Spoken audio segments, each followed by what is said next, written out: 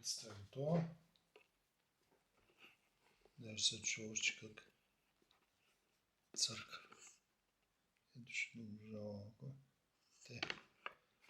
Сега залепнала малко, понеже в принцип аз не я правя тъй, нали ви казах. Но изглежда много хубаво, нищо че формата.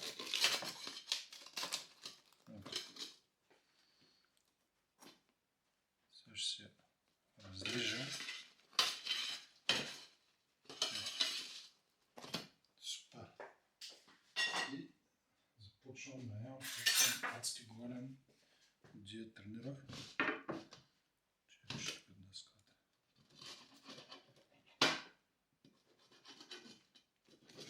Хубаво.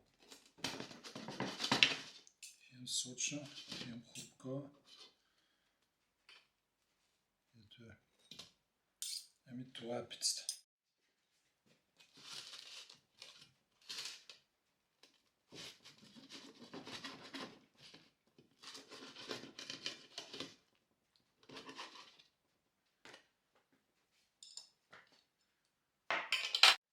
Ето как стана пицата.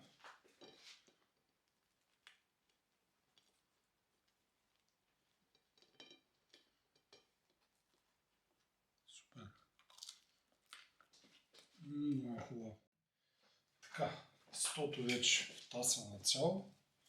Започнем да правим пицата. Но първо, много важно, преди да почнем, трябва да включим фурната. Преди да почнем да си приготвим продуктите, понеже трябва да е загрята предварително на максимум. Ето през това време аз си приготвях, от което ще правя моята пица. Тук е телешки салам и яйца, понеже искам да е по-богата на белтъчини, кисели краставички. Тук имам подправки. Риган буслик, черен пепер и червен лют пепер леко сложих. И 80 мл доматен сос и зехтин ще сложим накрая. Ами това и кашкавал. Най-важното да се случва пицата с много кашкавал. Така, много важно.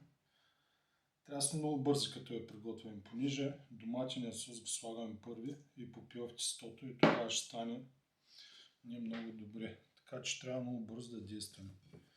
Ето взимам тестото, слагам си го тук и почвам да го придърпвам към мене. Аз го сложих направо в тавата, в която ще пека пицата, защото после ми е трудно. Почвам отвътре навънка. После ми е трудно да я преместя, защото е много тънка. И почваме да издърпваме отвътре навънка. Който му е трудно, може и с точилка, но по-добре е така, понеже с точилката ще изкараме целия въздух от пицата, т.е. от тестото. И тогава няма да е толкова пухкава. И даже с тая тава дори си я въртяваме по-лесно. Виж сега, това си в домашна обстановка, не гоним някаква супер форма. Важното и да не е вкусно.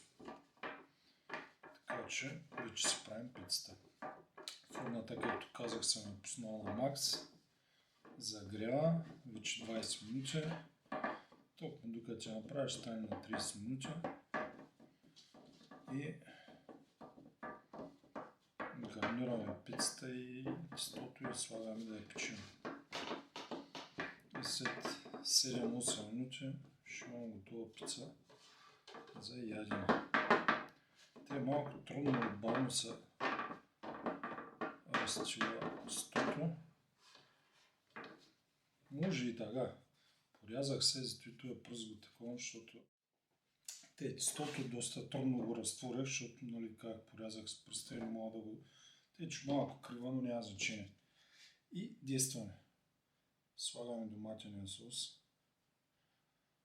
по-бързо и с една лъжица набързо го разтаковам. Нямаме време за бавене, защото попива в тестото много бързо.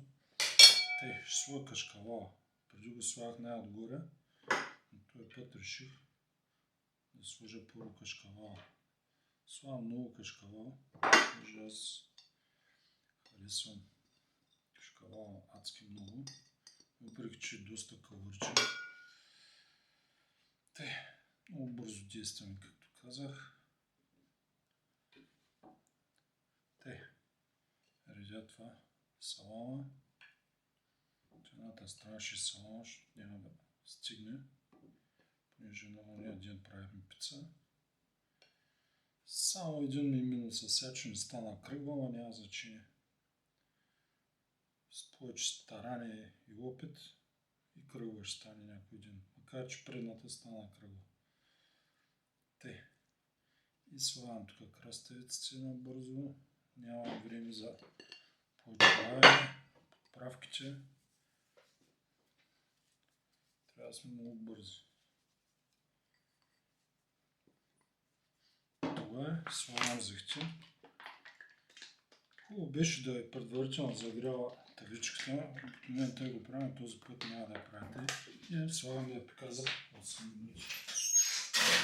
На вентилатор задължително макс и на вентилатор. Ето пицата е готова. Даже се чува още как църка. Ето ще доближава малко. Те. Сега.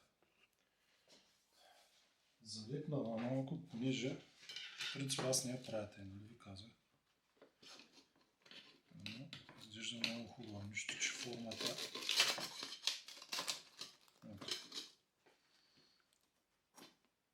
Сега ще се разрежа.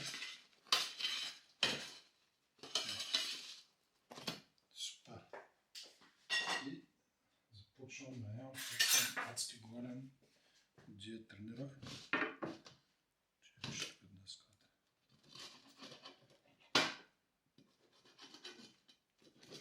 Хубаво. Хем сочна, хем хрупка. Ето е. Ами това е пицата.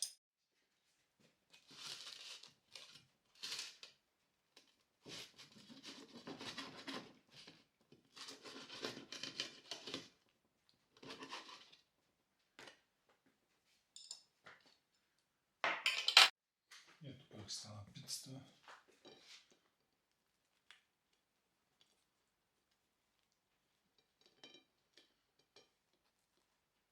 Супер.